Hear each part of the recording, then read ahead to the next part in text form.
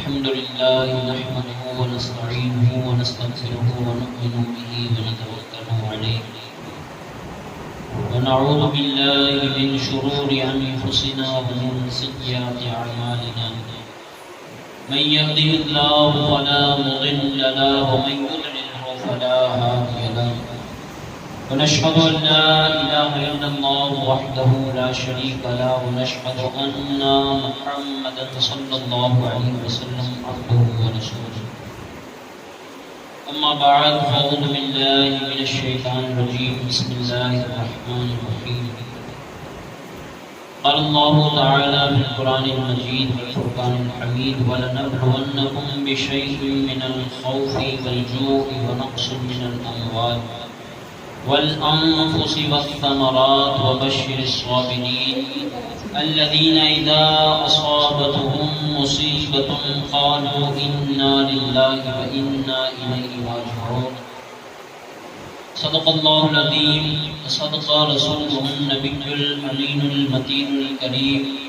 ونحن على ذلك من الشاهدين والشاكرين والحمد لله رب العالمين. آئیے کچھ گفت و شنید سے قبل ہم اور آپ مل کر تاجدار رسالت معاب دونوں عالم کے مالک و مختار جناب سید عالم صلی اللہ علیہ وسلم کی بارگاہ اقدس میں درود پاک کا ہدیہ عقیدت پیش کرے پڑے اللہم صلی علی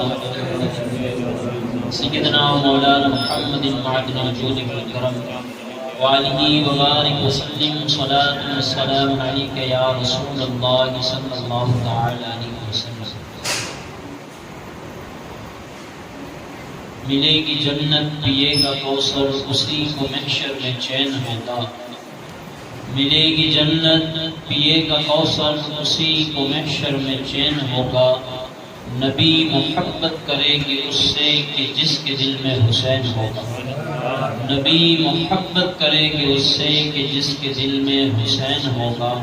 ایک شاعر میں بڑا لمبا طویل شعر کیا ہے، اس کو میں مختصراً پیش کروں. فرماتے حسین تیرا، حسین میرا، حسین ان کا، حسین ان کا، حسین سب کا، حسین رب کا، وہ خشکیوں کا سمندروں کا، وہ صوفیوں کا قلندروں کا. حسین گرنا شہید ہوتا تو آج گھر گھر یزید ہوتا. نبی کی سنت عیاں نہ ہوتی، خدا کے گھر میں اذان نہ ہوتی. حقیقت ہے کہ امام علی مقام کی وہ ذات مبارکہ ہے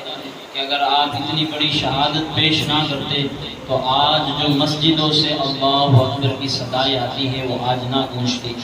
فرمائے حسین گرنا شہید ہوتا تو آج گھر گھر یزید ہوتا. نبی کی سنت عیاں نہ ہوتی اور خدا کے گھر میں اذان نہ ہوتی. امام علی مقام کی بڑی شان نبی رحمت شافی و مشہور صلی اللہ تعالی علیہ وسلم کے اہل بیت اطہار کا قصہ جاری و ساری ہے. امام مسلم رضی اللہ تعالی عنہ کے فرزند کی شہادت کو ہم نے تکمیل تک پہنچایا. جس شخص نے، جس ظالم نے ان دونوں شہزادوں کو شہید کیا تھا تو اس کا نام تاریخ میں حارث بتایا جاتا ہے. حارث و بدبخت اور بدنہاد شخص جب ان دونوں شہزادوں کو قتل کر چکا تو گورنر ہاؤس میں ان دونوں کو لا کر چھوڑ دیا. ان دونوں کے سر تھے اس تھیلے میں. اور ابن زیاد سے کہنے لگا کہ حضرت میں آپ کے سب سے بڑے دشمن کو لے کر آیا ہوں. ابن زیاد کہنے لگا کہ اتنا بڑا میرا کون دشمن ہے اور یہ کس کے سر ہے؟ تو یہ حارث کہنے لگا کہ حضرت یہ مسلم ابن عقیل رضی اللہ تعالی عنہ کے شہزادے کے سر ہے. تو ابن زیاد غضبناک ہوا اور اس نے کہا کہ بے وقوف، میں نے یزید کو یہ خط لکھ دیا ہے کہ مسلم ابن عقیل کے شہزادوں کو میں گرفتار کر لوں گا اور آپ اگر اجازت دے تو میں انہیں زندہ آپ کے دربار میں پیش کروں گا. اگر یزید نے اس بات کو طلب کیا کہ ان دونوں شہزادوں کو میرے پاس زندہ بھیجا جائے تو میں اس بات کا کیا جواب دوں؟ وہ کہتے ہیں کہ نہ خدا ملا نہ وصال صنم، نہ ادھر کے رہے نہ ادھر کے رہے. اس نے جب آنے کی بات کہا تھا کہ حضرت مال و دولت اور انعام و اکرام مجھے دیا جائے گا، اس لیے میں ان دونوں کو یہاں لے کر آیا اور انہیں شہید بھی کیا ہے میں نے. تو یہ جو آیا تھا اس کے بارے میں قصہ کہ نہ خدا ہی ملا نہ وصال صنم، صنم کہتے ہیں جس سے محبت کی جاتی ہے،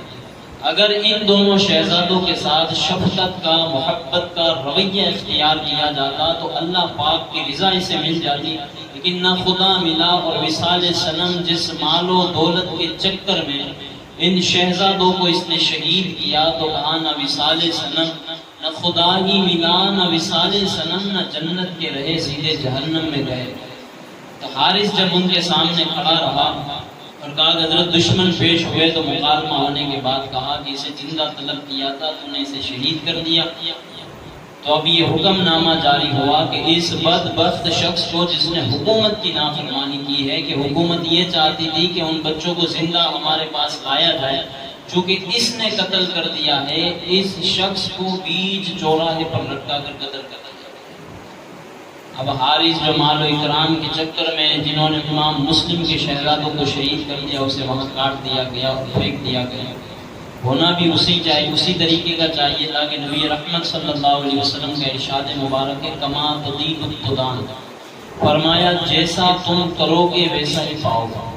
جس شخص کے ساتھ جیسا رویہ تم اختیار کرو گے اسی طرح کا تم پاؤ گے۔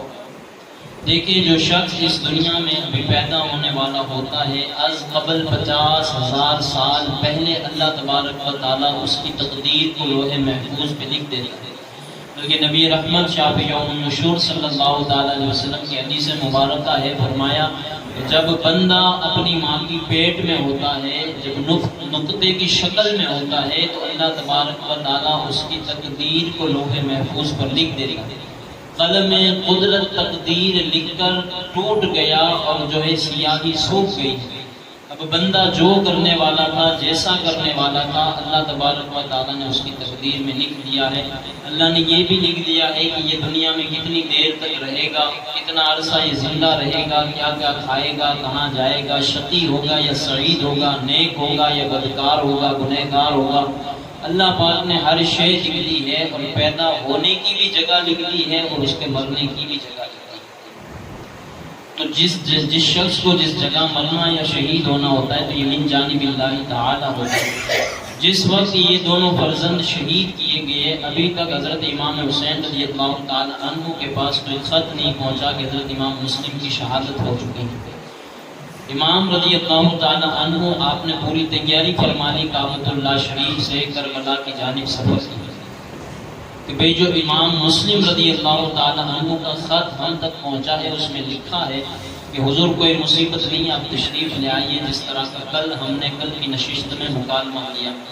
بہت سارے اجلہ صحابہ کے مشورے پیش کیے گئے، آخر میں حضرت عبداللہ ابن زبیر رضی اللہ تعالی عنہ نے جب بڑا اصرار کیا اور کہا کہ حضور اس سفر کو ملتوی کر دیا جائے، تھوڑی دن ٹھہر جائیے، بعد میں اگر آپ کا ارادہ بنے تو تشریف لے جائیے گا، تو حضرت عبداللہ ابن زبیر رضی اللہ تعالی عنہ سے حضرت امام حسین رضی اللہ تعالی عنہ نے ارشاد فرمایا کہ میں نے اپنے ابو جان حضرت علی المرتضیٰ کرم اللہ تعالی وجہہ الکریم سے یہ حدیث مبارکہ سنی ہے کہ ایک میڑا جو کعبۃ اللہ شریف کی حرمت کو حلال کر دے گا اور اس میں قتل و قتال کرائے گا، میں وہ میڑا بننا نہیں چاہتا۔ کعبۃ اللہ شریف ابھی جس جگہ بیت اللہ ہے، مکہ المکرمہ ہے، تو آگے پیچھے دائیں بائیں 9 کلومیٹر تک جو یہ جگہ ہے نا، اسے حدود حرم کہا جاتا ہے، حرم کی جگہ کہا جاتا ہے۔ اچھا، یہاں علماء کرام نے ایک بڑا پیارا نقطہ نقل فرمایا، کہا کہ یہ اتنی جگہ کیوں خاص کر دی گئی؟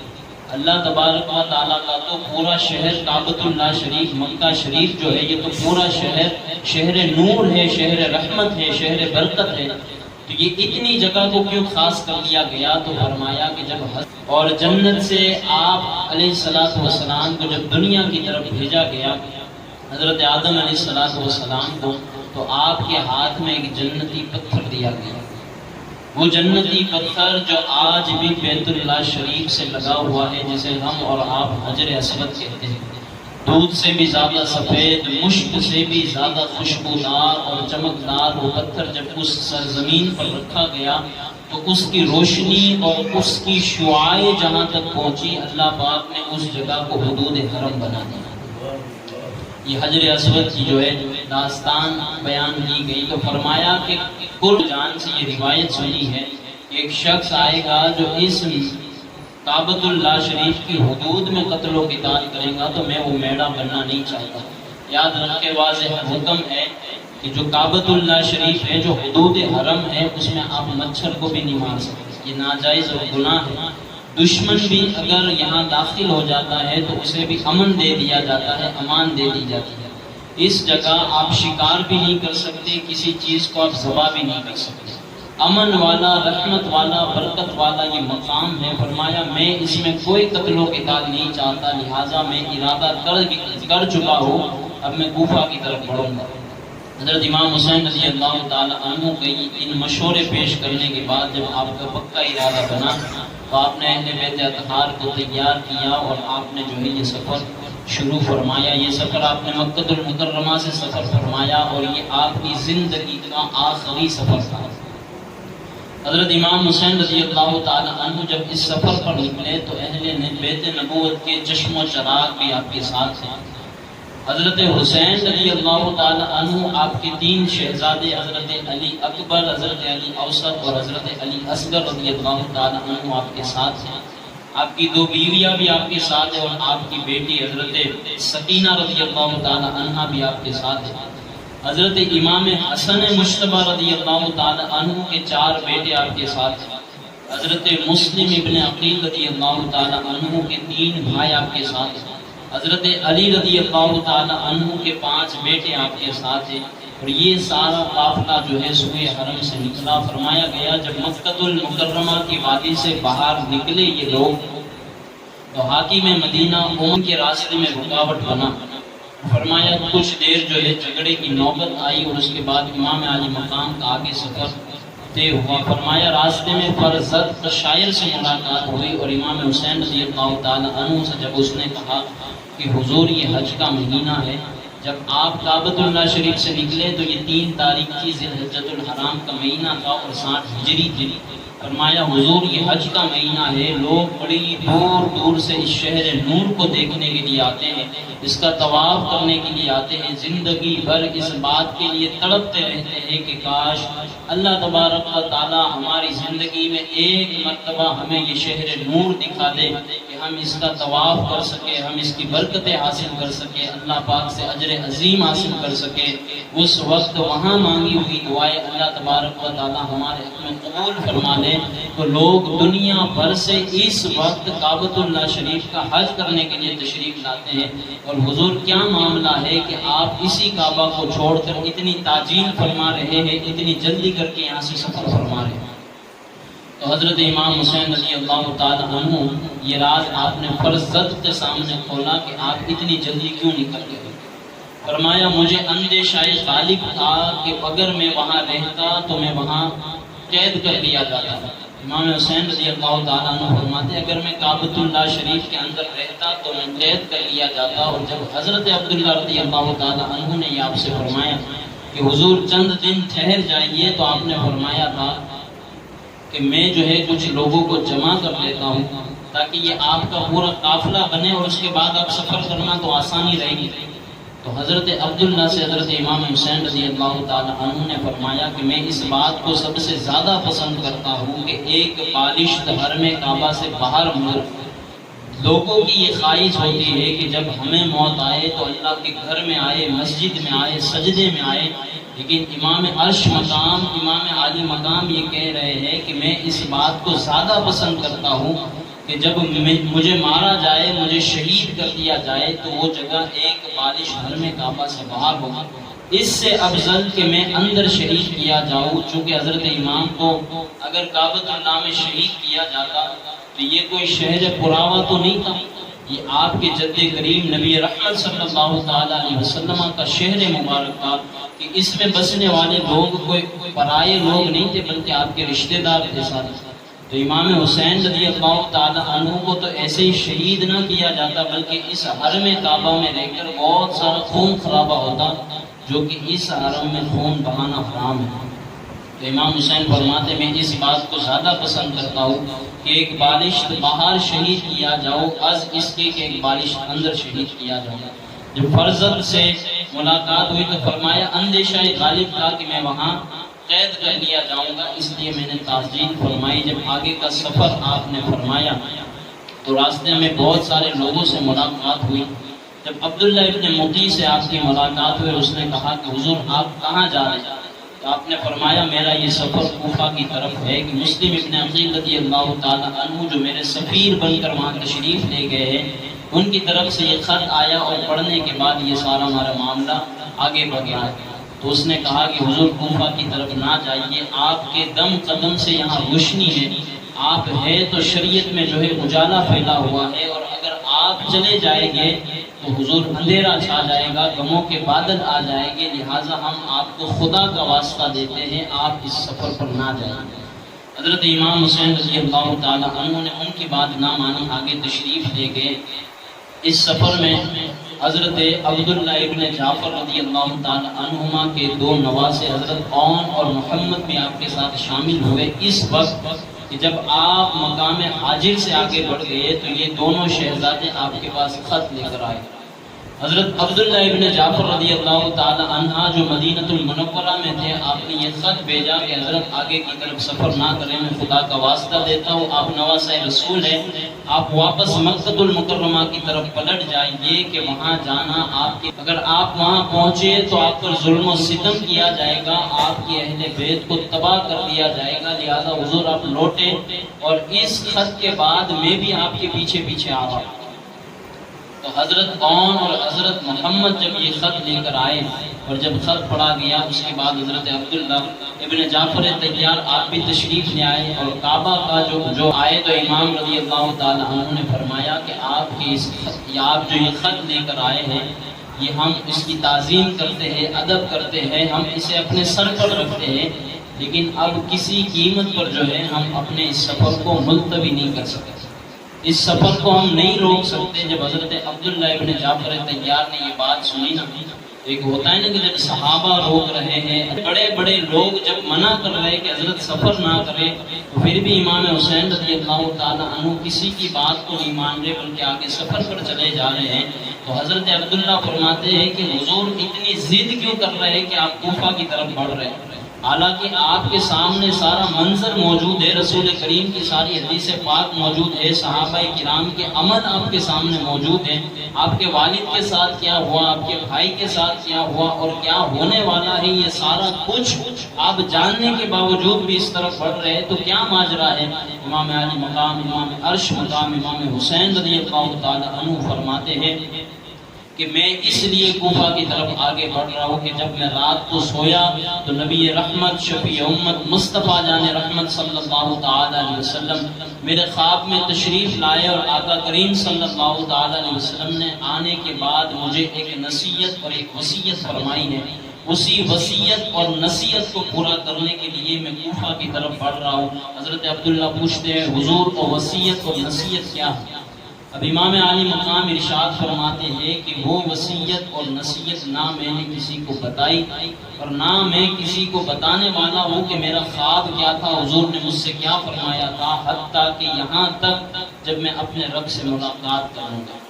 یعنی یہ وہ خواب ہے جو امام حسین رضی اللہ تعالی عنہ نے کسی کے سامنے نہ بیان فرمایا، اور جب یہ بات سنی نا حضرت عبداللہ جعفر ابن طیار نے، تو وہ بھی اپنے راستے سے ہٹ گئے، اور امام حسین رضی اللہ تعالی عنہ کا سفر آگے بڑھا۔ راستے میں کچھ اشخاص ملے جنہوں نے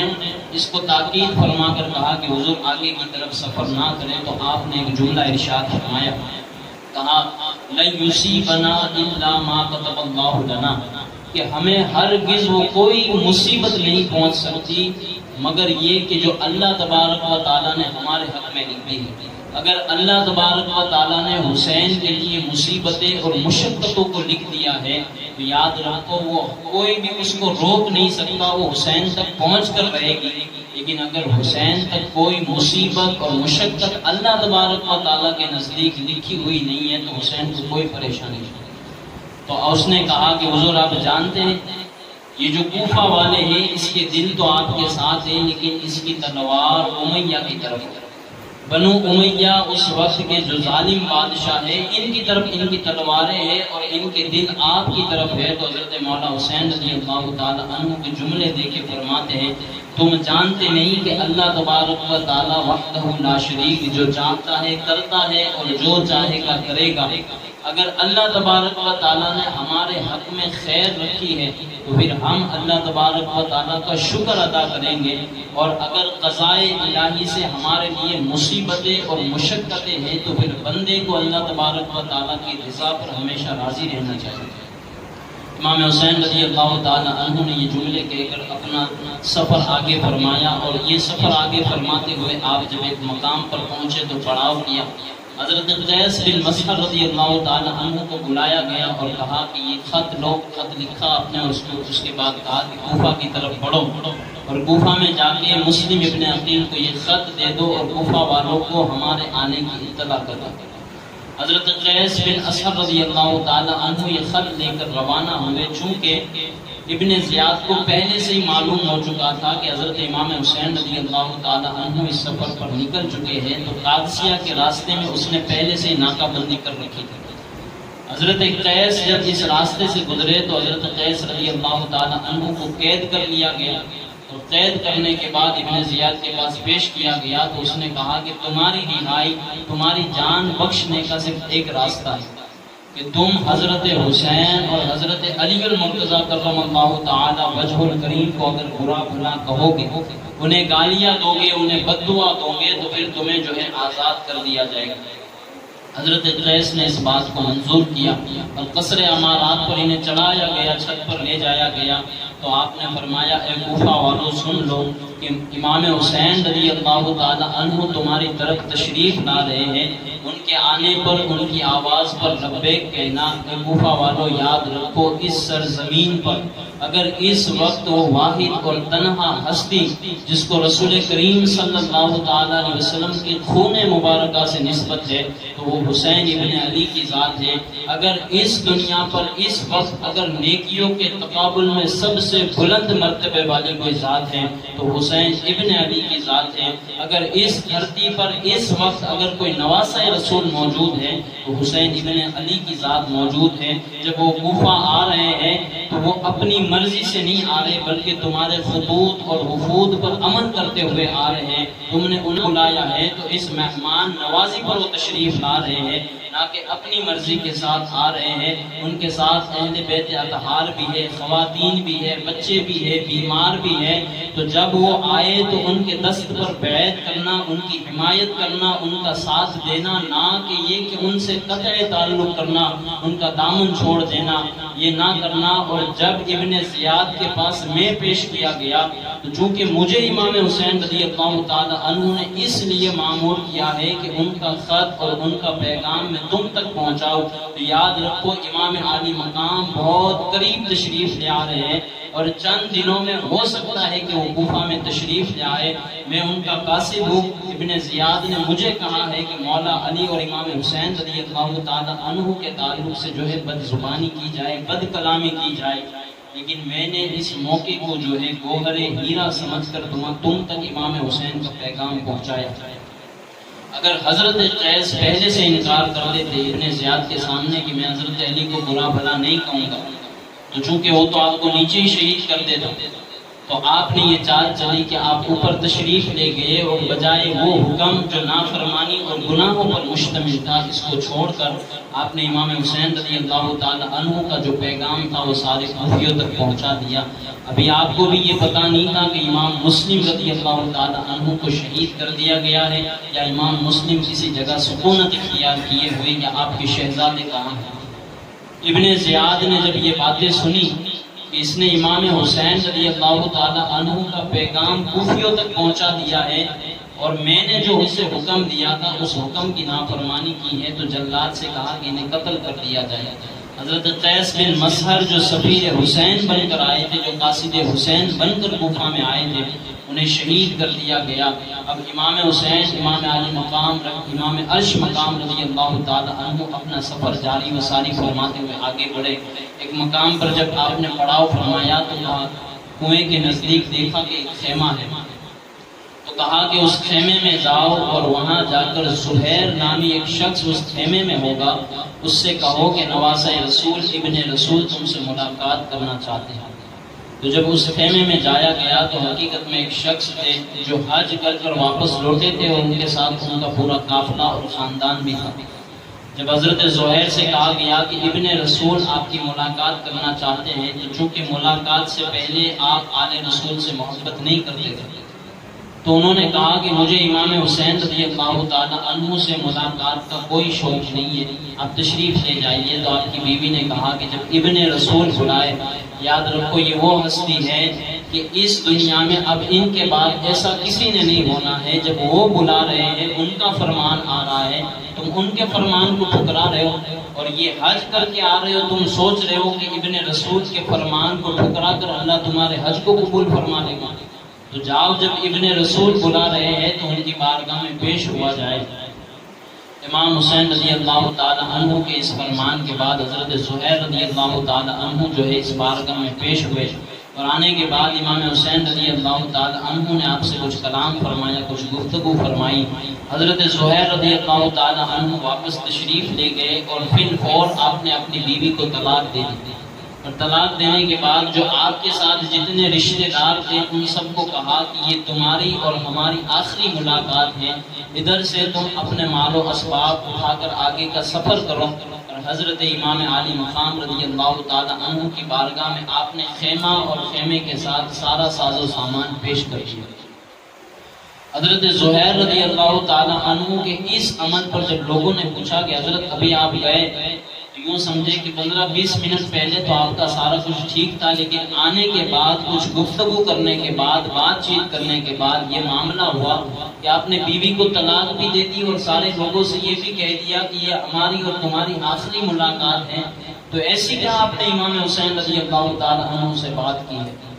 تو حضرت زہیر فرمانے لگے کہ ایک مرتبہ کی جنگ سے جب ہم واپس لوٹ رہے تھے تو حضرت سلمان فارسی رضی اللہ تعالی عنہ جو صحابی رسول ہے، جن کے بارے میں رسول کائنات صلی اللہ علیہ وسلم نے ارشاد فرمایا سلمان من اہل البیت، سلمان میری اہل بیت سے ہے۔ فرمایا سلمان فارسی رضی اللہ تعالیٰ عنہ نے یہ کہا کہ لوگوں بتاؤ، یہ اس جنگ میں جب اللہ تبارک و تعالیٰ نے تمہیں فتح اور نصرت عطا فرمائی ہے، تمہیں کامیابی اور کامرانی عطا فرمائی ہے، تو تم کیسا محسوس کر رہے ہو؟ تو لوگوں نے کہا کہ حضور بڑی خوشی ہوئی کہ مال غنیمت بھی آ گیا، اور اللہ تبارک و تعالیٰ نے اسلام کی نشر و اشاعت بھی فرما دی، اور اللہ تبارک و تعالیٰ نے دین کے پھیلانے کی ہمیں توفیق بھی عطا فرمائی، ہم نے جنگ بھی کی، اور اللہ تبارک و تعالیٰ نے ہمیں فتح بھی نصیب فرما دی۔ تو اس وقت حضرت سلمان فارسی رضی اللہ تعالیٰ عنہ نے ارشاد فرمایا تھا کہ اے لوگوں جو اس وقت یہاں پر موجود ہو،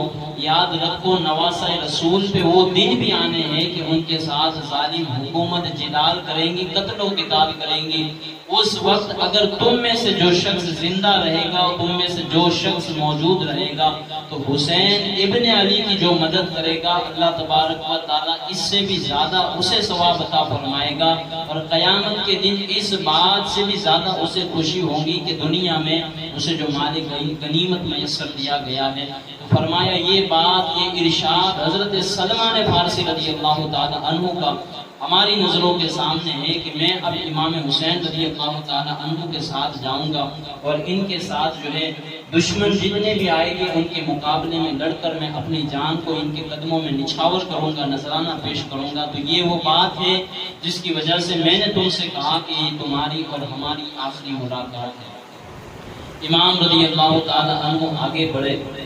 ایک مقام پر جسے آگے، تو ان شخص نے کہا کہ حضرت آپ کا سفر کدھر کا ہے، یہ آپ جا کدھر رہے ہیں؟ امام عالی مقام امام عرش مقام فرماتے ہیں کہ میرا یہ سفر کوفہ کی طرف ہے۔ تو فرمایا واللہ، اللہ تبارک و تعالیٰ کی قسم، حضرت کوفہ کی طرف سفر نہ کرے، یہ بڑی مصیبت اور مشکلوں کا سامنا آپ سے کروائے گے۔ فرمایا کیا بات ہے؟ فرمایا حضور جنہوں نے آپ کو خط بھیج کر کوفہ بلایا ہے آج وہ آپ کے دشمن بن چکے ہیں۔ حضور کیا آپ تک خطوط نہیں پہنچے؟ کیا آپ تک میسج نہیں پہنچایا کہ انہوں نے حضرت مسلم ابن عقیل رضی اللہ تعالی عنہ کو شہید کر دیا گیا، عانی بن عروہ کو بھی شہید کر دیا، حضرت مشکور کو بھی شہید کر دیا، آپ کے دونوں فرزند کو بھی شہید کر دیا، تو آپ اس کوفہ کی طرف سفر کریں گے۔ ابھی تک حضرت امام حسین رضی اللہ تعالی عنہ کو اس مقام سے پہلے کوئی خبر نہ تھی کہ حضرت مسلم شہید کر دیے گئے، لیکن اس سرد سے، اس قافلے سے جب آپ کو یہ بات پتہ چلی تو آپ دیکھیں حرم طیبہ میں جب حضرت امام حسین آپ کو بھیج رہے تھے امام مسلم بن عقیل کو، تو آپ نے فرمایا تھا میرا مخصوص اور میرا معتمد چچا کا بیٹا حضرت عقیل رضی اللہ تعالی عنہ کو میں تمہارے حوالے کر رہا ہوں۔ یعنی امام حسین نے اپنی محبت اپنا کہ میں اس شخص سے کتنی محبت فرماتا ہوں، فرمایا اہل بیت نبوت کے اس چراغ کو تمہاری طرف بھیج رہا ہوں، اس کا خیال رکھنا، اس کی شان میں ذرا بے ادبی نہ ہونے پائے، گستاخی نہ ہونے پائے۔ اور آج امام حسین رضی اللہ تعالی عنہ کی بارگاہ میں جب یہ خبر پیش کی گئی کہ حضور امام مسلم کو شہید کر دیا گیا معاملہ ہے، تو ابھی تک حضرت امام نے کسی کو نہ بتایا تھا کہ حضرت مسلم کو شہید کر دیا گیا، خالی حضرت امام حسین رضی اللہ تعالی عنہ کو پتا تھا۔ حضرت امام حسین رضی اللہ تعالی عنہ کے لبوں پر جب یہ بار بار صدا جاری ہے کہ انا للہ و انا الیہ راجعون، تو حضرت امام حسین رضی اللہ تعالی عنہ سے بار بار استراف کیا گیا، استفہام کیا گیا، تو آپ نے کوئی جواب پیش نہ کیا۔ حضرت مسلم کو تو شہید کر دیا گیا، ان لوگوں کو بھی شہید کر دیا گیا، اور نہ صرف شہید کیا بلکہ ابھی جو آپ نے قاصد بھیجا تھا حضرت قیس رضی اللہ تعالی عنہ کو، ان کو بھی قصر امارہ سے نیچے پھینک کر شہید کر دیا گیا ہے۔ اور ان تمام شہداء کے پیروں میں رسی باندھ کر گھوڑے کے پیچھے باندھ کر پورے کوفہ میں گھمایا گیا ہے، ان کے جسدوں پر بھی جو ہے ظلم و ستم کیا گیا ہے۔ اور حضور آپ اس کوفہ کا قصد رکھتے ہیں، اس کوفہ کی طرف آپ سفر کر رہے ہیں، تو امام حسین رضی اللہ تعالی عنہ اس بات پر خاموش رہے، کسی کو نہ بتایا۔ جب رات ہوئی تو سارے لوگ جمع ہوئے اور امام نے خطبہ ارشاد فرمایا، اور خطبہ ارشاد فرمانے کے بعد کہا کہ اے لوگوں، مسلم ابن عقیل رضی اللہ تعالی عنہ شہید ہو گئے، اللہ کی رحمت کے حوالے ہوئے، اور ان کے جو ساتھی تھے، سکونت والے تھے، وہ سارے اللہ کے حوالے ہوئے۔ کوفہ والے نے جو ہماری طرف خط بھیجا تھا، ہمارے ہاتھوں پر بیعت کی تھی، وہ سارے منقطع ہوئے، حوالے ہوئے، اپنے وعدوں سے پھرنے والے ہوئے۔ تو اب یہاں سے جو آگے کا سفر ہمارا ہے، یہ بڑی مصیبت، بڑی تکلیف کا مائل ہے، اٹھائے ہوئے ہیں۔ تو جو شخص چاہتا ہے کہ یہاں سے لوٹ جائے تو اسے جانے کی مکمل اجازت ہے، خطوں کا سامنا کرنا پڑے گا۔ تو حضرت امام رضی اللہ تعالی عنہ کے ساتھ جو وہ لوگ جو عرب قبائل سے جڑے تھے اور جمع ہو کر آپ کے ساتھ ملے تھے، تو یہ ایک ایک کر کے علیحدہ ہونے لگے اور جانے لگے۔ آخر میں جو یہ قافلہ بنا تو 82 لوگوں پر مشتمل تھا، اور آپ نے آگے جو سفر فرمایا یہ آخری دن تھا، 30 تاریخ کی ذی الحجۃ الحرام کی اور 7 ہجری کی، اور سورج غروب ہو چکا تھا، رات ہو چکی تھی۔ ہم نے سفر کیا، 1 محرم الحرام کی تاریخ آئی، 61 ہجری کا سورج طلوع ہوا، اور صبح جیسے ہی چمکی تو ہم ایک راستے سے نکل رہے تھے جس مقام کا نام ذی حشم بتایا جاتا ہے۔ فرمایا جب ہم وہاں پہنچے تو 1000 کے لشکر کے ساتھ ایک شخص کی آمد کو ہم نے دیکھا، ایک شخص 1000 لشکر کے ساتھ آ رہا ہے۔ اور جب وہ لوگ آئے تو یہ حضرت حر رضی اللہ تعالی عنہ تھے، جو حضرت امام حسین رضی اللہ تعالی عنہ کی طرف ایک خط لے کر بھیجے گئے تھے۔ تو حضرت حر رضی اللہ تعالی عنہ کی جب آمد ہوئی، راوی فرماتے ہیں کہ جب وہ لوگ حضرت امام کے قریب آئے، جب گھوڑے سے اترے تو تھکے ہارے ماندے نظر آ رہے تھے، پیاسے نظر آ رہے تھے۔ تو حضرت امام علی مقام امام حسین رضی اللہ تعالی عنہ نے بڑھ کر جو ہے انہیں پانی پلایا۔ دیکھیں سینہ سخاوت کتنا گشادہ ہے۔ پتا ہے یہ وہ ظالم لوگ ہیں جو میری اہل و عیال پر، خود مجھ پر پانی بند کر دینے والے ہیں، لیکن آج اس میدان میں جب وہ دشمن پیاسے ہیں تو امام حسین، امام علی مقام، امام عرش مقام رضی اللہ تعالی عنہ انہیں پانی پلا رہے ہیں۔ یہاں کے میدان میں جس نے پانی پیا، اللہ نے ان کی نسلوں کو مٹا دیا، اور جو پیاسا رہا، اللہ تبارک و تعالیٰ نے قیامت تک ان کی نسلوں پر سرداری کا تاج سجا دیا۔ امام عرش مقام انہیں پانی پلانے لگے۔ جانتے ہیں جب دشمن آپ کو تکلیف پہنچانے کے لیے آ رہا ہو اور آپ دشمن کے ساتھ نرم رویہ اختیار کریں، خلاف عادت کوئی کام کرتے تو وہ سوچتا ہے کہ میں تو اسے تکلیف دینے کے لیے آیا تھا، لیکن اس نے میری ایک تکلیف کو دور کر دیا۔ تو جب حضرت حر رضی اللہ تعالیٰ عنہ کے سارے لشکریوں کو پانی پلایا امام علی مقام نے، تو وہ چونکہ آپ کو کچھ بول نہ پائے اور خط کی وضاحت نہ کر پائے، نماز ظہر کا وقت ہوا، امام آپ کے شہزادگان، آپ کے بھتیجے، آپ کے بھائی،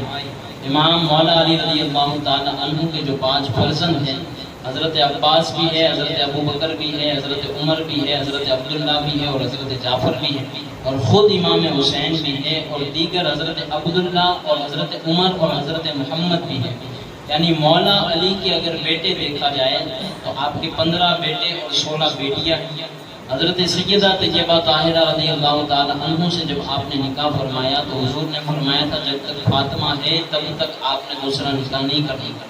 تو وصال فاطمہ الزہرا رضی اللہ تعالی عنہ 11 ہجری کے بعد آپ نے 8 نکاح فرمائے۔ حضرت فاطمہ رضی اللہ تعالی عنہ سے جو آپ کے اولاد مبارکہ ہے تو امام حسن ہے، امام حسین ہے اور امام محسن ہے، یہ 3 بیٹے ہیں۔ امام محسن رضی اللہ تعالی عنہ جو بچپن میں انتقال فرما گئے، اور 3 بیٹیاں ہیں حضرت زینب، ام کلثوم اور حضرت رقیہ رضی اللہ تعالی عنہ۔ یہ 3 بیٹیاں اور یہ 3 بیٹے حضرت سیدہ پاک رضی اللہ تعالی عنہ کے بدن مبارک سے ہیں، اور باقی کے آپ کے جتنے بھی بیٹے ہیں تو آپ نے جو دوسرے 8 نکاح فرمائے حضرت سیدہ کے وصال کے بعد، تو ان کے بدن پاک سے یہ 8 اولاد ہیں۔ انہی میں سے ایک حضرت عباس علمبردار رضی اللہ تعالی عنہ جو حضرت علی المرتضیٰ کرم اللہ وجہہ الکریم کے بیٹے ہیں، اور ابو بکر ہے وہ بھی آپ کے بیٹے ہیں، عمر ہے، عثمان ہے، عبداللہ ہے، حضرت یہ آپ کے بیٹے کربلا میں موجود ہے۔ ٹوٹل کربلا میں حضرت علی المرتضیٰ رضی اللہ تعالی عنہ کے 8 شہزادے موجود ہیں، حضرت امام حسین رضی اللہ تعالی عنہ کو ساتھ ملا کر۔ حضرت امام حسین رضی اللہ تعالی عنہ کے 3 شہزادے موجود ہیں، اور حضرت حسن مجتبی رضی اللہ تعالی عنہ کے 4 بیٹے موجود ہیں، اور حضرت مسلم ابن عقیل جو شہید ہو چکے کوفہ میں، ان کے 3 بھائی یعنی حضرت عقیل، حضرت مولا علی کے جو بھائی ہیں حضرت عقیل، آپ کے بیٹے حضرت عبداللہ، حضرت عبد الرحمن اور حضرت جعفر، آپ تینوں بھی کربلا میں موجود ہیں۔ یہ جو اگر پوروں کا جو شہید ہوئے، جو بیمار ہوئے اور جو بچے ہوئے، ان کی فہرست الگ ہے، لیکن جنہیں شہید کر دیا گیا ان پر جو قافلہ مشتمل تھا نا، تو یہ 17 لوگ تھے جو کارساز میں اترے اور ظالموں کے خلاف لڑے اور پھر باب شہادت سے مستفید ہوئے۔ انشاءاللہ اس سفر کو آگے مکمل بیان کیا جائے گا۔ اللہ